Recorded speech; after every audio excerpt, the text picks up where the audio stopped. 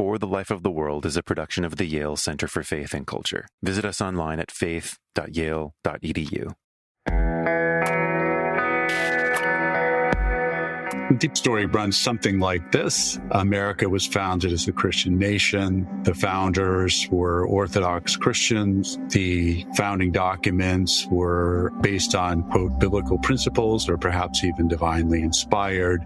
The United States has a special role to play in history as an exceptional or chosen nation. In order to carry out that mission, it's been blessed with unique power and prosperity. But the project, the mission, and also the prosperity and the power are all increasingly endangered by the presence of non-whites, non-native born people, non-Christians on American soil. So, in a sense, it's still drawing on a certain Christian understanding of a covenantal logic, right? That the United States is founded on some sort of a covenant, but that's not a covenant that's based on law so much as one that's based on power.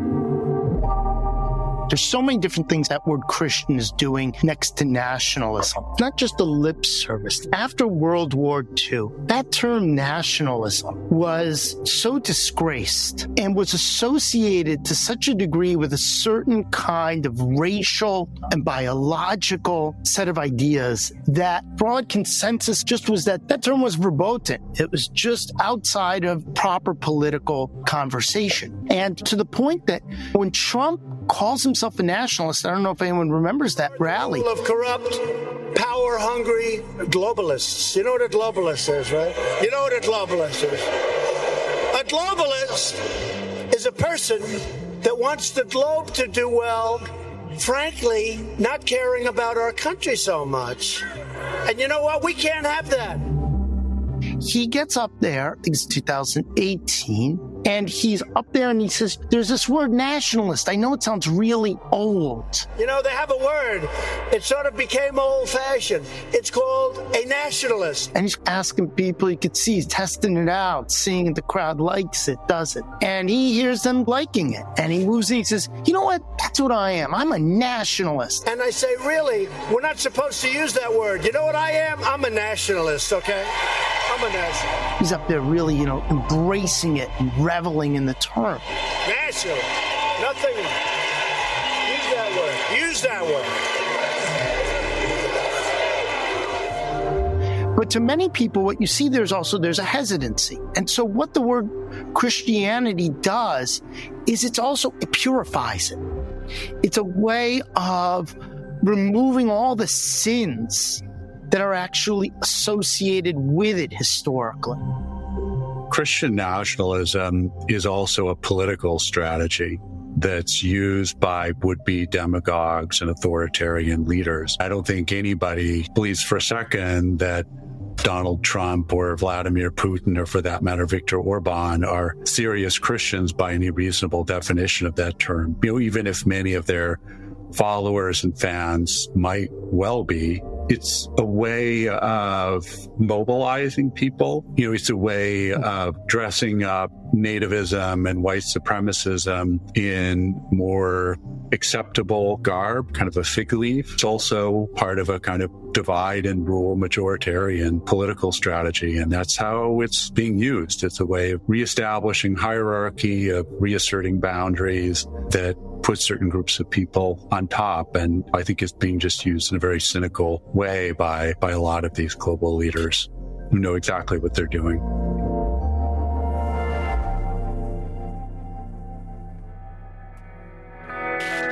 This is For the Life of the World, a podcast about seeking and living a life worthy of our humanity. I'm Evan Rosa with the Yale Center for Faith and Culture.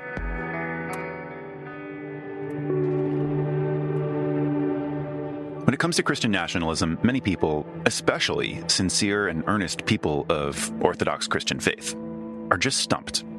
What is God's interest in America? How do you support the ethics of Jesus based in love alongside American militarism and capitalism? And when does patriotism become idolatry? But of course, there's a deeper story going on, far more complex and nuanced than an American Jesus mashup. And somewhere near the root of that deep story is just a very different understanding about the utility of religion for politics. for political purposes. We're not used to talking about religion this way. We have to dig past the morality stuff, the theological and philosophical stuff, the Bible stuff, the personal relationship stuff, the sincere belief stuff, the Sunday morning church stuff, the genuinely spiritual stuff, until we arrive at the power of religion as a political tool.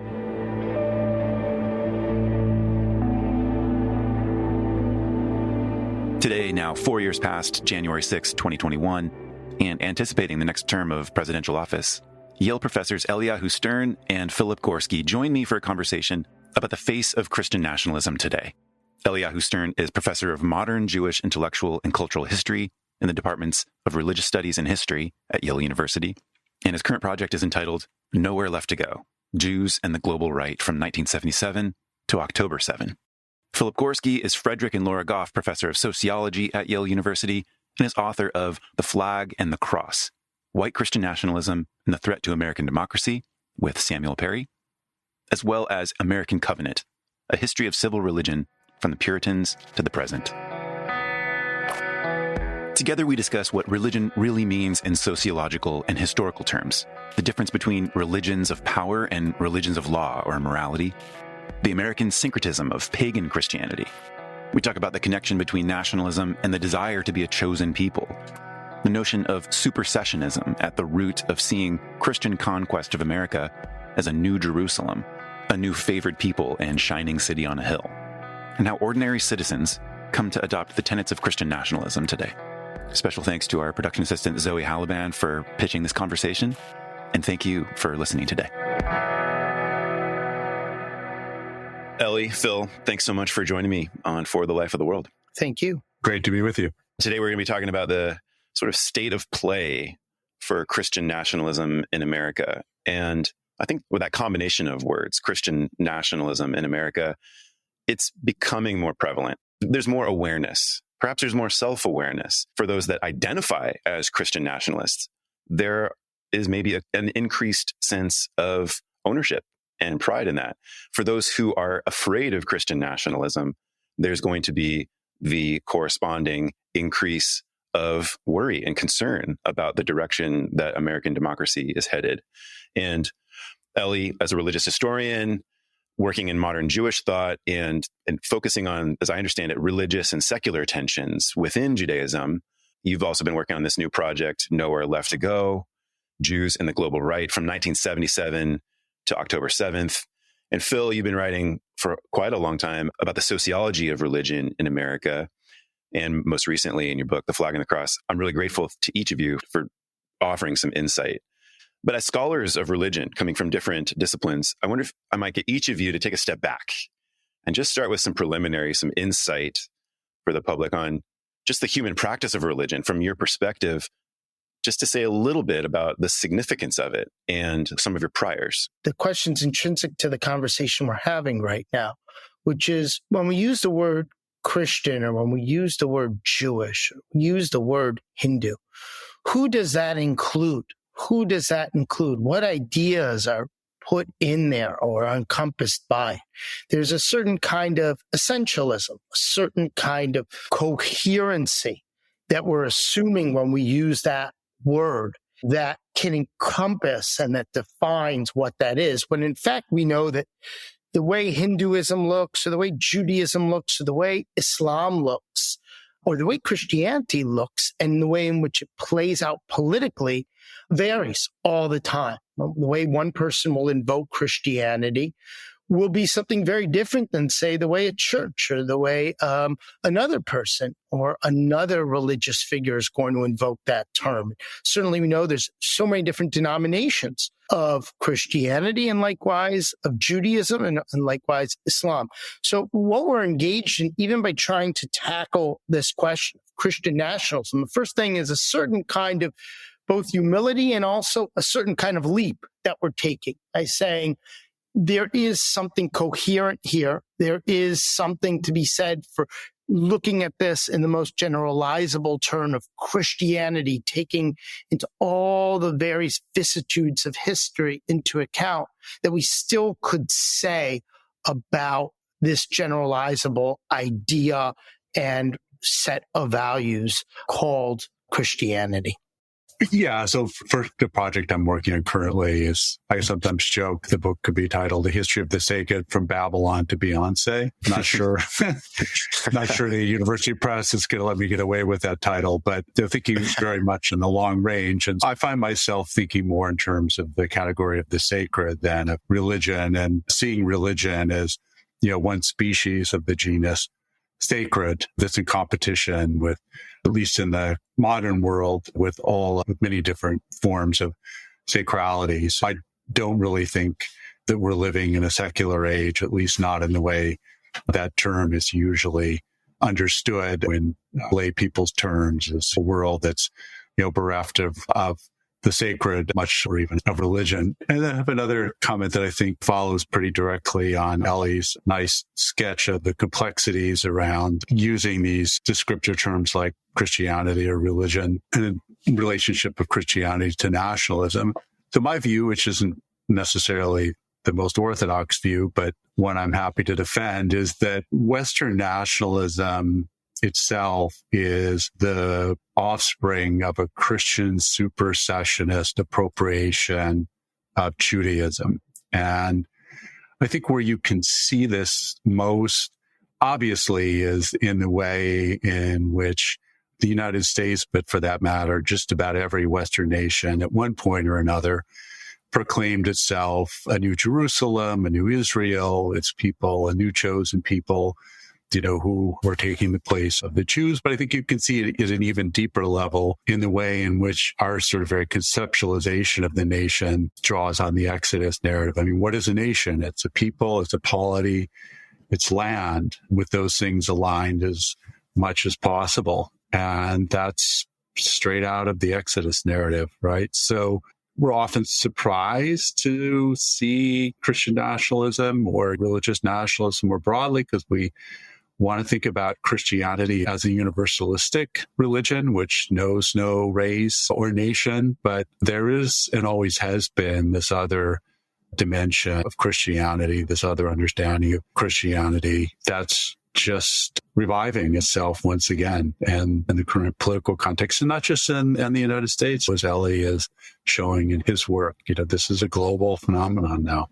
Sticking with this point, but maybe developing it a little bit, the kind of deep story is a term that you use, Phil, in The Flag and the Cross, and the narrative that's there, and perhaps the commitment to a certain kind of mythology that Christian nationalism represents. What if we could park on that? Because I want to explore this deep story of supersessionism and maybe pull some of the strings there so that the audience might understand a little bit more about what that is, what it would mean, and perhaps some historical points. Yeah. The deep story runs something like this. America was founded as a Christian nation. The founders were Orthodox Christians. The founding documents were based on, quote, biblical principles, or perhaps even divinely inspired. The United States has a special role to play in history as an exceptional or chosen nation. In order to carry out that mission, it's been blessed with unique power and prosperity. But the project, the mission, and also the prosperity and the power are all increasingly endangered by the presence of non-whites, non-native born people, non-Christians on American soil. So, in a sense, it's still drawing on a certain Christian understanding of a covenantal logic, right? That the United States is founded on some sort of a covenant, but that's not a covenant that's based on law so much as one that's based on power. And I think this is an important point, because there are different understandings of what covenant would mean, certainly within Christian theology, and no doubt also Jewish theology as well.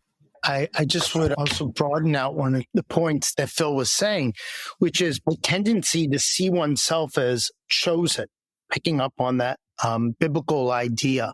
Yeah. That runs across the world. I remember at one point somebody asked Barack Obama, do you think that America is a chosen nation?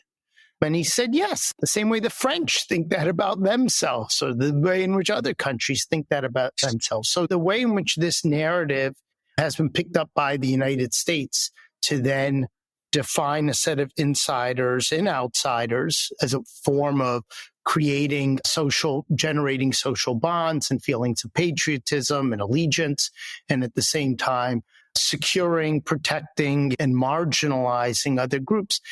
It has also been one that's been picked up and used by other states as well in, of course, different ways. Sometimes it's been more reliant upon biblical ideals, but oftentimes Greek texts and Greek mythologies that will lead to maybe more pagan understandings of nationalism. So American context is interesting or unique, or in some ways highlights a certain kind of biblical nationalist position.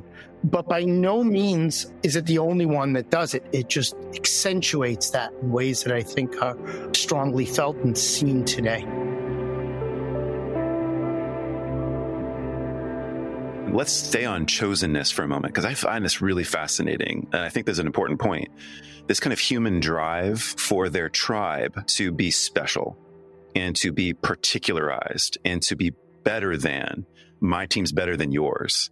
We're the chosen ones. We're going to go all the way.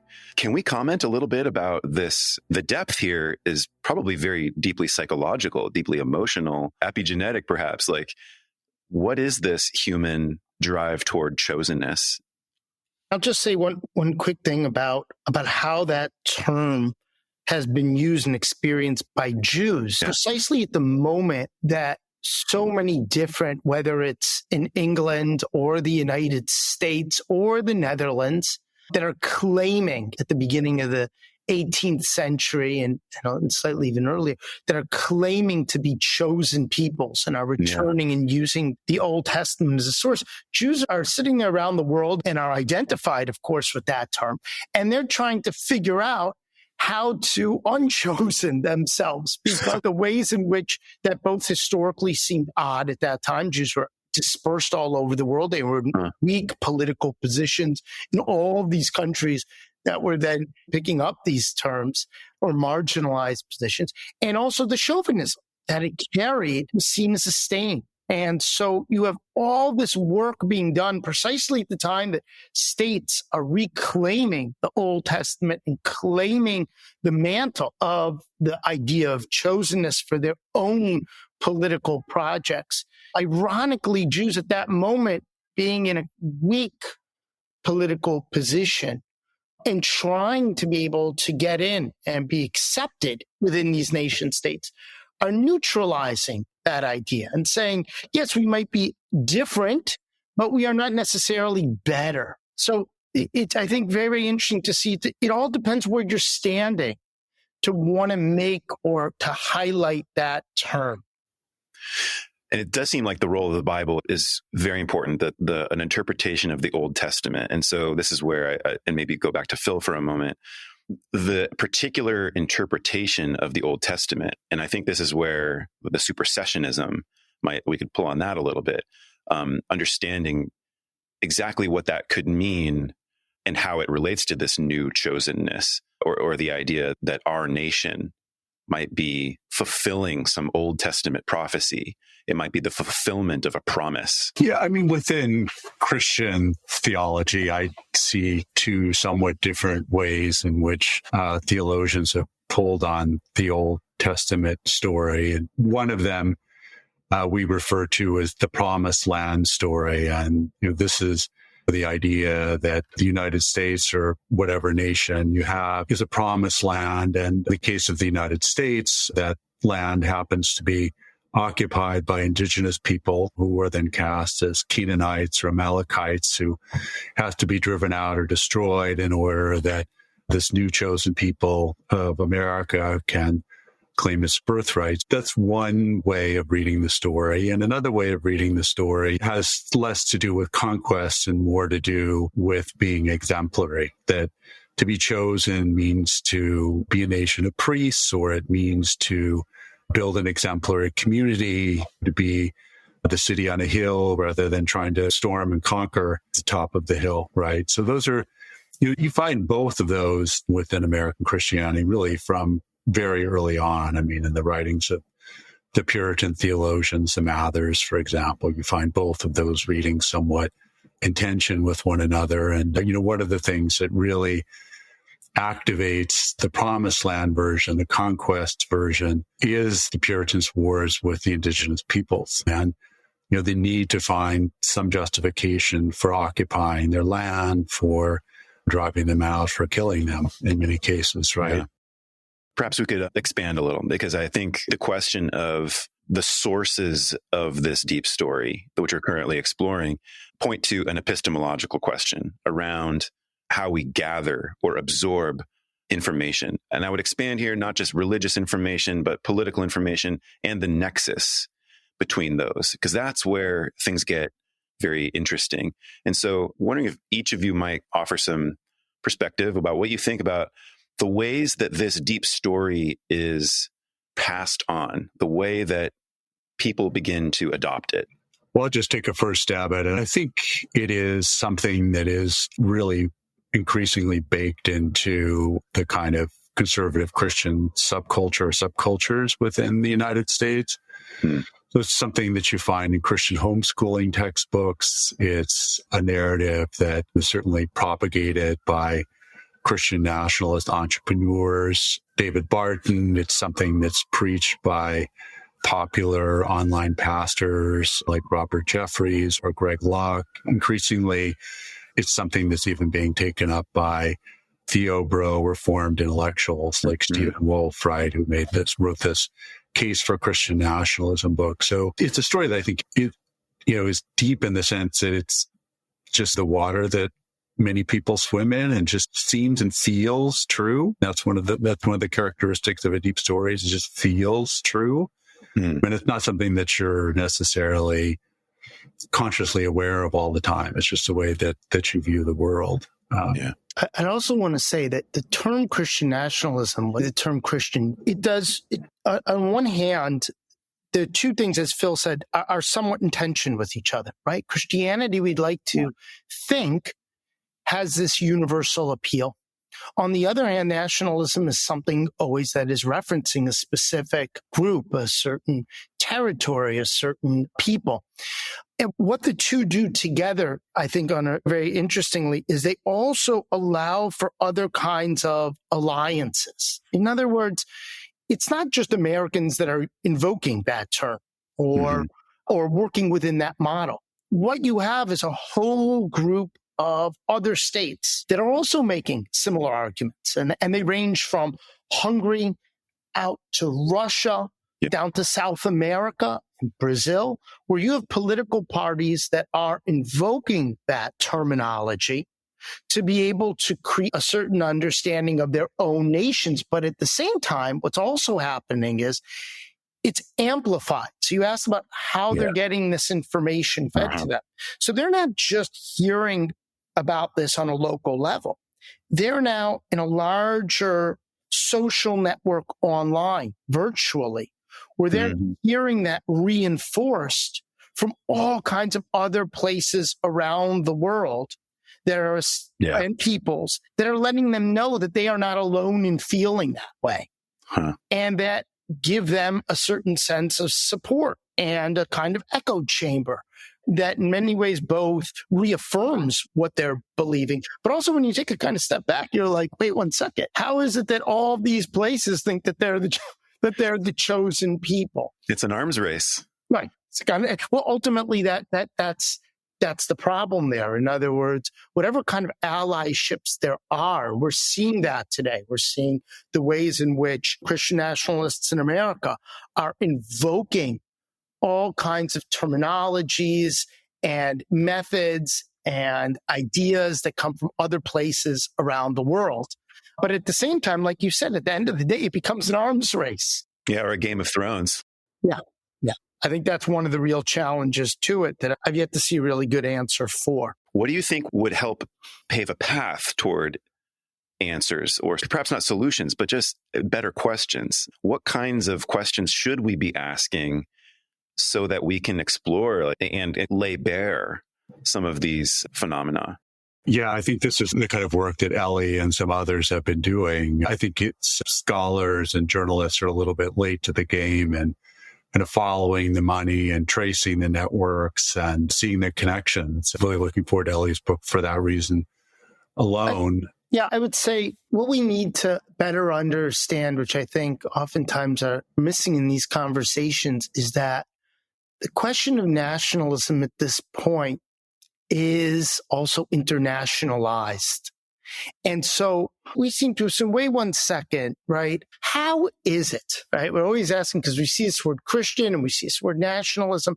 How could it be that there'd be groups of Americans that would feel a relationship to Vladimir Putin or would see him as a model for what they're doing? Can't you see that there's certain threats that would pose? Isn't Russia historically on the big geopolitical chessboard always been seen as a foe?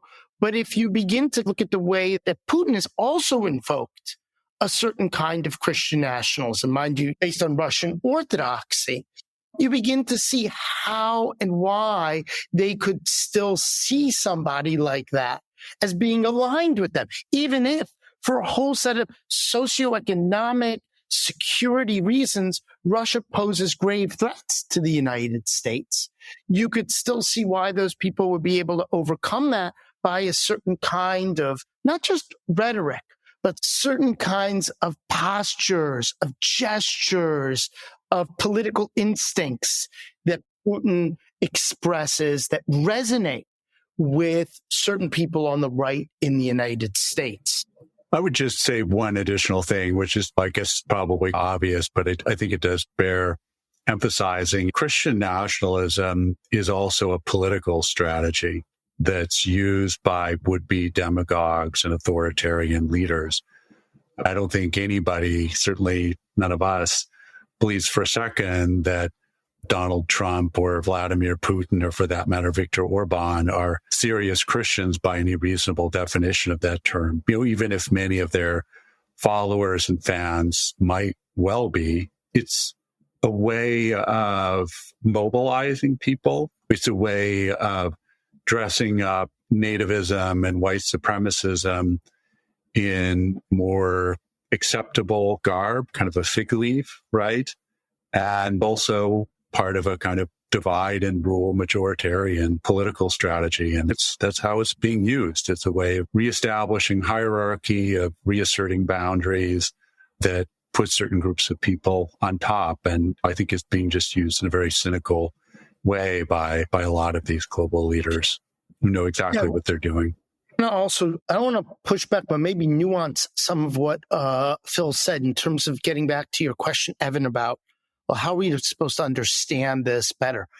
I think that we also have to genuinely see that there are a lot of people around the world that over the last 40 years have been real losers of free market economics. Some of the biggest losers have been some of the biggest proponents of it, ironically, as Phil's work shows, that at least up until 2022, that much of those who embraced Christian nationalism, who were from lower income places on the map, were also strong proponents because of the idea of liberty of free market capitalism. But in many ways, the free market capitalism was eroding a lot of the very bonds, the social bonds, and the relationships and the institutions that they saw as being essential to their flourishing and well-being. And so the move towards embracing a certain kind of nationalist rhetoric has to also be seen as somewhat of a response to that. We forget one of the great, I've always felt, one of the great ironies about the right in America over the last 40 years was it was embracing an economic agenda that was at every step of the way eroding at the most central feature of right-wing politics, which has always been a certain strong idea of a nation and strong borders of blood and soil. What eats away at any kind of essentialized understanding of blood and soil is the porousness that free market capitalism brings to the national body. And what's happened right now is there's been a real recognition of that and a great fear of those economic processes and those economic institutions that have been reflecting and have been promoting a certain kind of free market economics. And that's where those nationalists, aside from whatever's going on the border and the ways in which it's ginned up, as Phil notes, the way in which they gin up that fear of immigrants. Yeah. There are other questions about community, about trust, and a whole set of institutions that have been eroded over the last 40 years in American life that they're responding to as well, I think, that we have to take seriously. Yeah. What do you think is the deeply felt need of someone who comes to identify as a Christian nationalist? And you can use international or American examples, but I'm thinking about like the groups that are emerging, as you're pointing out right now, Ellie, maybe the rise in populism or the economically disadvantaged are becoming proponents of a system that may or may not really help them in the end. But I would love to know, wouldn't we all, like, what are those deeply felt needs that help them to so strongly identify that, oh, yes, I'm drawn into this. This is the answer. This is how I and my tribe can flourish. I think there are these very deep-seated human needs for belonging and meaning and purpose and significance. And those are really threatened by social instability, by social inequality, by economic decline.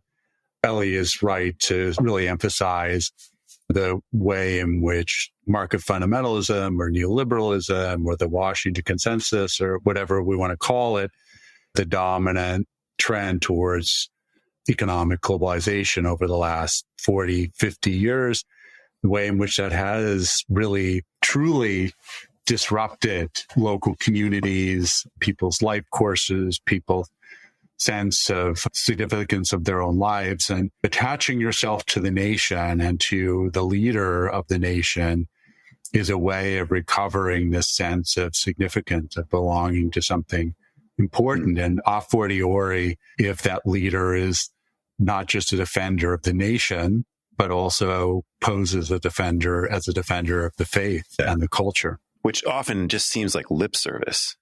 I guess I can only comment for myself at the moment, but perhaps I represent others, that it's just so easy to give lip service to the support, say, for evangelical Christianity in the case of Trump, or for Christian civilization for Putin and trying to align with Russian Orthodoxy. I think this does come back to how that deeply felt sense of need to belong and to feel secure can often override our sensibilities around more taking track record into the picture, or thinking more broadly about and becoming self-critical about on offer here. As you said, Evan, I think it's important also just to take a step back from it and understand what the word Christian, there's so many different things that word Christian is doing next to nationalism. Mm-hmm. And I think one of the things it's doing here, it's not just a lip service. The word, we have to understand, after World War II, that term nationalism was so disgraced and was associated to such a degree with a certain kind of racial and biological set of ideas that broad consensus of Western states and people living in that term was verboten. It was just outside of proper political conversation. Yeah. And to the point that when Trump calls himself a nationalist, I don't know if anyone remembers that rally, he gets up there, I think it's 2017, 2018, and he's up there and he says, there's this word nationalist. I know it sounds really old. And he's asking people, you could see he's testing it out, seeing if the crowd likes it, doesn't. And he hears them liking it. And he moves in, he says, you know what? That's what I am. I'm a nationalist. And he's up there really embracing it and reveling in the term. But to many people, what you see there's a hesitancy. And so what the word Christianity does is it purifies it. It's a way of removing all the sins that are actually associated with it historically. And so what it does is it it elides for many who still hold certain biological or racialist views of that nation. It elides it in something called Christianity, which has a certain universal character to it. And what it's doing there is it's offsetting the kind of charged historical baggage that comes with that term. And so what Phil does is he's sitting there asking a harder question. Wait 1 second. How much also of that baggage comes from Christianity itself? And what does it mean to put those two terms now together? But I think getting into their mind or how that term's playing out and why it has certain compelling character is to seeing it as a way of cleansing the historical record on nationalism itself after World War II. I want to hear what you have to say about this, Phil, but I'll just add to this mix. And I did a quick search while listening to you, Ellie. He contrasts nationalist with globalist. Yeah. And he vilifies the idea of a globalism that says, no, we need to focus on our own turf. We need to focus on our own tribe. And he's been good at this. He just, whatever epithets or insults someone might hurl at him, in adopting them and simply owning it, he seems to have grown in strength. Yeah, no, I think that's right. Steve Bannon often vilifies the globalists and globalism and contrasts it with nationalism and the nationalist. So I think that's right. And we do, in a way, I hate to do this, give Trump a little bit of credit, right? In the sense that, for example, he was one of the first people on the right to say what was plain to everybody on the left from, the outset, which was that the Second Iraq War was a gigantic mistake, and that it was driven by American imperial ambitions, and that in that sense, America is maybe not so exceptional after all. He was certainly right about that. And he was also right about, as Ellie has emphasized, about the ways in which, neoliberalism and globalization had been just a disaster for many Americans. Even the most mainstream economists now say as much. But these were not critiques that anybody on the right was going to listen to if they were coming from the left. They would only listen to them if they came from somebody on the right, and Trump became the tribune for these folks.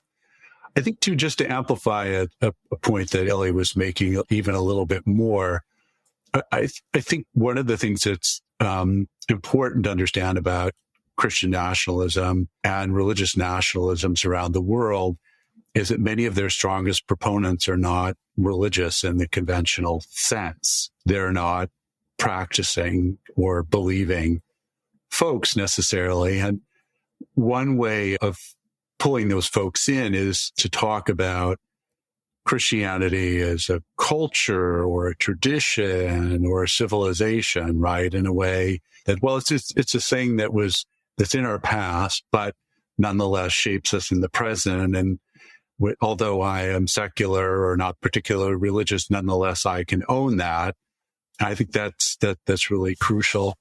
I think a really important distinction that you're making, if I could just draw it out, what you're saying here is that the way we tend to think about religion in America, when we tend to think about it, we really think oftentimes through the lens of a certain kind of Judeo-Christian moral understanding of religion. And what you're emphasizing is that when we're talking about Christian nationalism, we have to first and foremost recognize that we're talking about a different understanding of Christianity than what Americans are accustomed to seeing as the dominant understanding of what that term signifies. I just think it's a really important point you're making. If you could just, flesh that out a little bit more, I think it's really important. Yeah, sure. Yeah, sure. So I would draw a kind of a broad distinction between religions of power and religions of morality. And we tend to think about Christianity, or at least in 20th century United States, as first and foremost a religion of morality. The Judeo-Christian tradition is first and foremost a moral tradition. But there are forms of Christianity and other religions that are much more about power. And I think that in that sort of tricky balance, what you see is a shift in the direction of an understanding of religion as a form of power. You can see that across all four of these constituent traditions of the Christian nationalist movement at the moment, right? So for Catholic integralists, it's a vision of a renewed Christendom in which you use the power of the state to promote human flourishing and perhaps also individual salvation. Amongst the Pentecostals, the power is, the power of prophecy, the supernatural power of healing, the use of divine power and spiritual warfare. Amongst the Christian Reconstructionists, it's power that's embodied in, a set of, that's kind of embodied in this divine blueprint, which they believe for the perfect society, which they believe is to be found in Old Testament or Jewish scripture. And I think, finally for evangelicals, it's the idea that you need a powerful protector, to protect you against the hostile forces of secularism and humanism and atheism, and whether that protector is himself and it is a him religious is really sort of, or Christian is really irrelevant, right? So here are the comparisons early on of Trump to Cyrus. I think this also helps you to understand the connection with pagan movement, because pagan movements and, all sort of, in my view, kind of pre-axial age religious traditions were first and foremost about mobilizing various kinds of power. And so, these religions of power are just, again, not so far afield from kind of pre-Christian pagan religions that some folks on the right and the far right are reclaiming for themselves. And I think there are some Christians who recognize this. I mean, I remember reading an article in The Atlantic by Peter Wenner where he described Trump and MAGA as a neo-Nietzschean movement. And so it's sort of bizarre revenge of Nietzsche, right? Where, Nietzsche's vision has, in a way, captured Christianity itself. I think it just, in many ways that brings us back full circle to the first question you asked, which is what is religion here? And I think that to be able to really understand Christian nationalism today is to first really have to critically analyze what that category of religion is and what it can be, and not fall into the trap of seeing it through a certain kind of Protestant Judeo-Christian lens. And so, being able to critically analyze that term is what allows you to open up and see the relationships of Christianity to other kinds of groups and make other kinds of connections around the globe and see the kinds of political alliances that are underway today on the right more generally. Thank you both. And I think this distinction is powerful and it's really helpful. And not enough people use the distinction in that way. Yeah. I think, one more thing I think that we maybe now to talk a little bit about what's been going on with the Christian nationalist movement more recently. I do think there have been a number of very important shifts within the movement. And I think one is that it is not just centered in evangelicalism anymore. In fact, I don't even think that evangelicals are calling the shots to any significant degree anymore within the movement. I would actually point to three other theological currents and religious communities that I think are more important. The first is conservative Catholics, particularly so-called post-liberal and neo-integralist Catholics. And so I'm, calling out folks like Patrick Deneen and Adrian Vermeule here, but more broadly as a group of folks who've assembled around the journal First Things, their brain trusts, right? The second that I would point to is Dominion theologians or theonomists or Christian Reconstructionists. Those ideas 30 years ago were just incredibly fringe, were openly criticized by mainstream evangelicals, were called out in Christianity Today, but have become enormously influential. I would wager that far more people now listen to Doug Wilson's podcast than listen to any Wheaton College or Christianity Today podcast. And the last group is non-denominational Pentecostal. We know through the work of Matthew D. Taylor that the real radical edge within that movement is the so-called New Apostolic Reformation. And The reason I think it's important to see this shift in the balance of power within the movement and the shift in the kind of ideological center within the movement is that it is becoming really anti-democratic. So, for example, you hear appreciative talk about Christendom. You hear descriptions of America as Anglo-Protestant or Anglo-Protestant culture. You hear talk about spiritual warfare. And this is not Ralph Reed circa 1990 anymore. This isn't just about getting people to the polls. This is about occupying institutions, seizing power, and using the state to impose a particular vision and a particular hierarchy. And that is a big change I think is accelerated over the last 4 or 5 years, particularly during the period where Trump was out of power. I mean, that is what's got me just extremely worried. And when 2021, January 6th, there were lots of Christian nationalists outside of the Capitol who are trying to get in. Those folks are going to be inside the Capitol and inside the White House. You've got Mike Johnson, you've got Pete Hegseth, you've got Russell Vaught. The list goes on, J.D. Vance, all of whom are aficionados of one or the other of these central theological currents within contemporary American Christian nationalism. So I do think we're at a very different place politically than we were even 4 or 5 years ago. I'd add to that one other feature of it, which is, I think from a kind of move away from, let's say, a Judeo-Christian morality-focused political platform and towards the kinds of groups that Phil is flagging that have become ascendant, you also see the ability for greater overlaps and alliances with a rising pagan movement within the right, even in the United States, that looks a lot more like Europe. And so the issues that we tend to identify with American Judeo-Christianity, of its kind of Puritanism, its morality, its pieties, those things are less and less the defining features. So everyone says, how could Christians embrace Trump? How could religious people? Well, you're working with a certain model of religion that is not necessarily the public one that these groups are embracing. And what that does is it actually allows for alliances with all kinds of other groups. Talk about Jan 6th.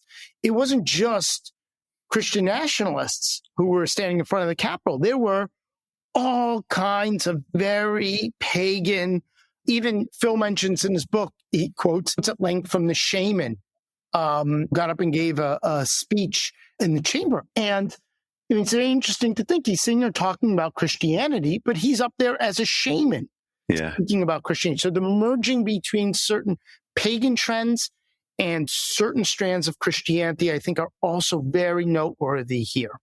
You're talking about the guy with the horns, right? Yeah, the guy with the horns. Yeah, it's He never a picture of a cross on him. He's got the horns on him. It really is a conflagration of so much there, right? Like his face is painted in the American colors. He's got his headdress on, but he's praying. He's praying to Jesus. I mean, Christianity also has those elements. There's a pagan side to Christianity as well.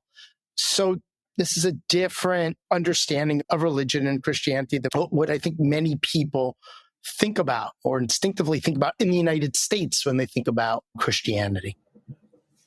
This is a very important point that overlaps with this project I'm working on right now, in fact.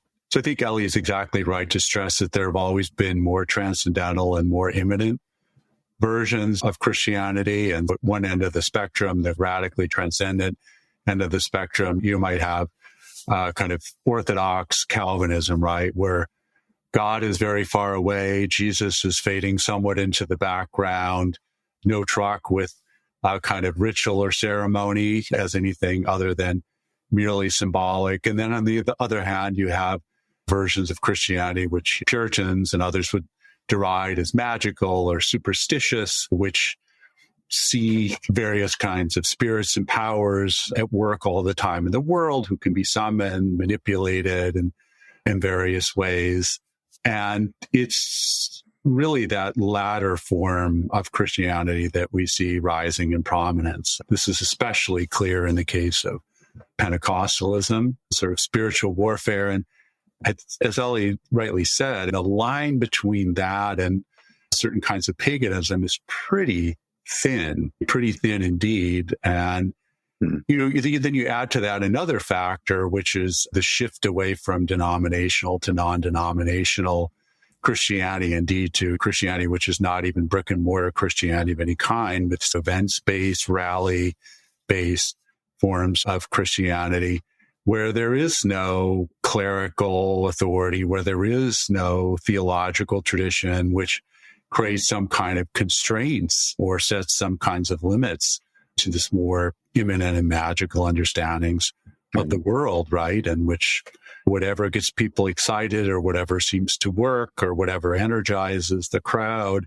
is on offer and becomes increasingly influential. That is another dynamic that I think is making this seemingly contradictory sort of neo-pagan Christian alliance more and more plausible. It's all this kind of DIY religion and spirituality. And that, in fact, is one of the things that it turned out a lot of the folks who stormed the Capitol had in common. Many of them claimed to be Christian, but very few of them had any kind of real solid affiliation with her. So, I mean, the kind of more radical edge of the movement, I think, is often these sort of DIY folks who float in this kind of sea of prophecy and conspiracy and wellness and bro science.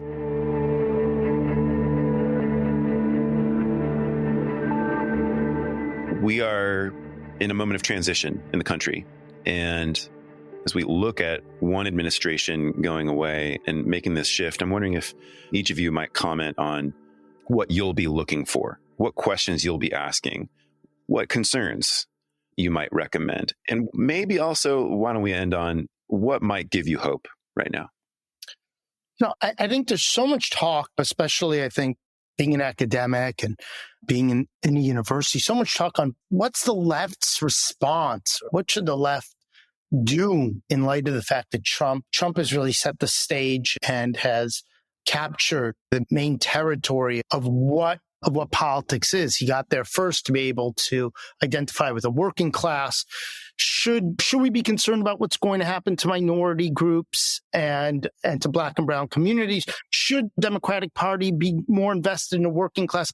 I actually think that we right now don't even know what the response to Trump is because we have really no idea what he is going to do. And one thing I could say for sure, whatever the plan is for Democratic Party or progressives is not yet clear. It's going to be defined by what Trump fails at and what he succeeds at.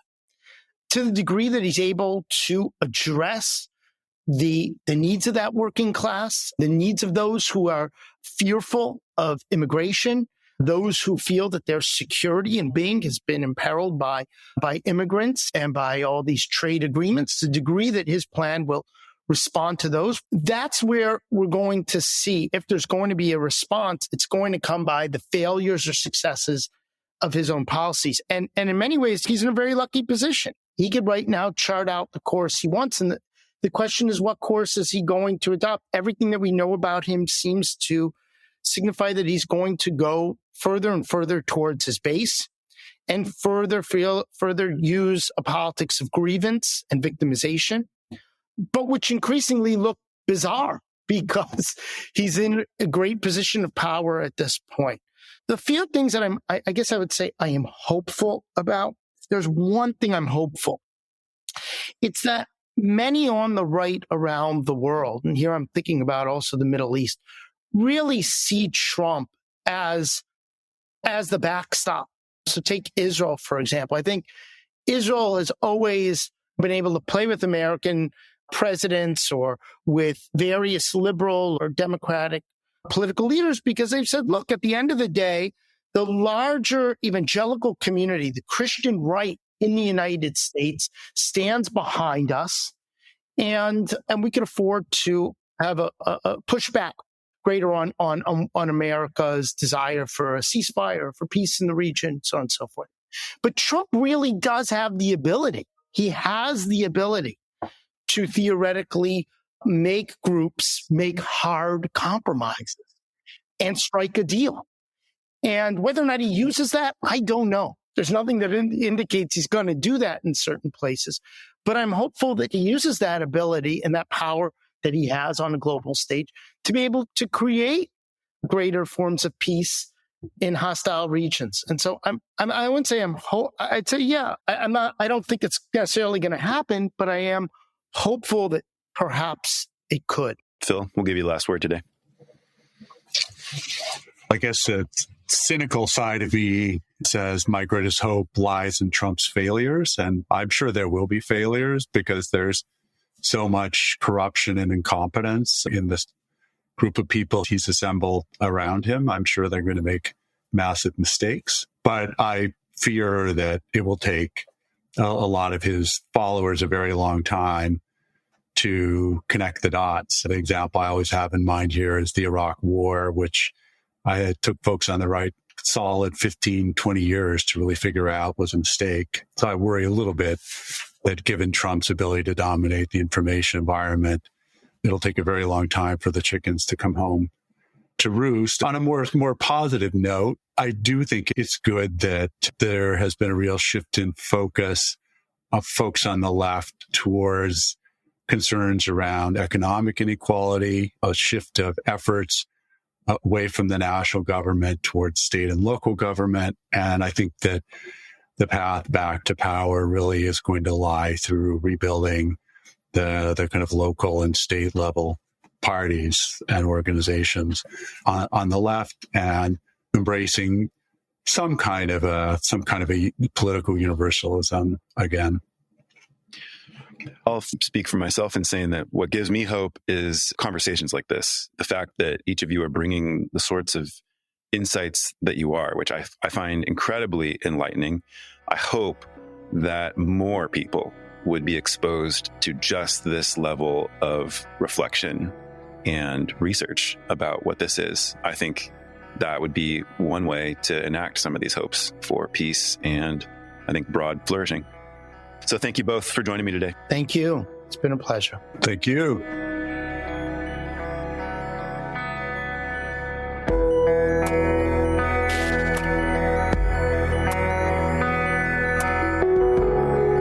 For the Life of the World is a production of the Yale Center for Faith and Culture at Yale Divinity School. This episode featured Eliyahu Stern and Philip Gorski. Production assistance by Zoe Halliban, Macy Bridge, Alexa Rollo, and Emily Brookfield. For more information, visit us online at faith.yale.edu or lifeworthliving.yale.edu. There you'll find all sorts of educational resources to help people envision and pursue lives worthy of our humanity. If you're new to the show, remember to hit subscribe in your favorite podcast app so you don't miss the next episode. And if you're a loyal supporter, we'd love for you to share an episode today.